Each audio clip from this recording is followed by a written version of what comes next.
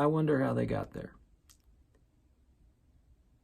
What happened in their lives, maybe from an early age, that put these two men on a path that ends on a cross. Two thieves suspended between heaven and earth, while the Lord of heaven and earth hangs between them on his cross. Now we know how Jesus got there. The Roman governor Pilate caved to political pressure, even though he knew Jesus was innocent. The crowd cried, "Crucify him, crucify him." Pilate, motivated by fear rather than justice, allows the angry mob to have its way. He gives his approval, and so they take Jesus away. Jesus carries his cross and ends up at Golgotha, the place of the skull.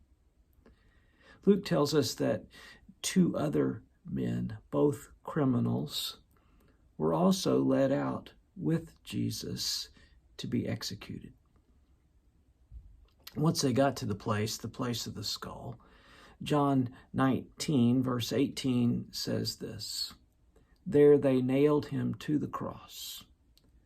Two others were crucified with him, one on each side, with Jesus between them."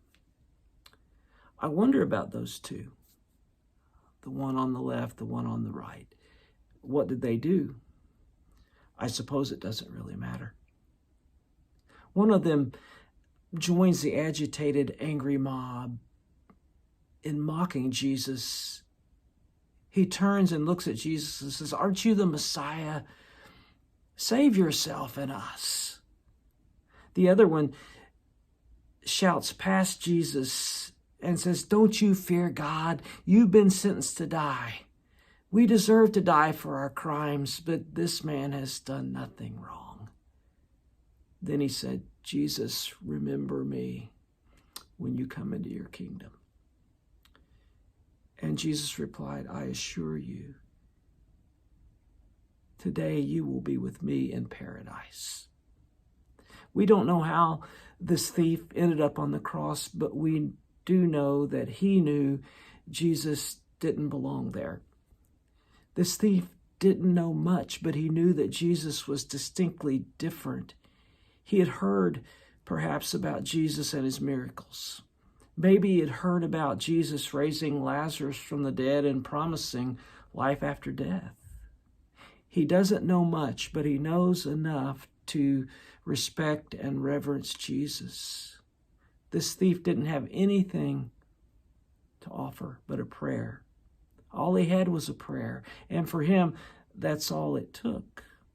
Jesus answers his prayer, his passionate plea, in a most powerful way, promising his presence in paradise with Jesus.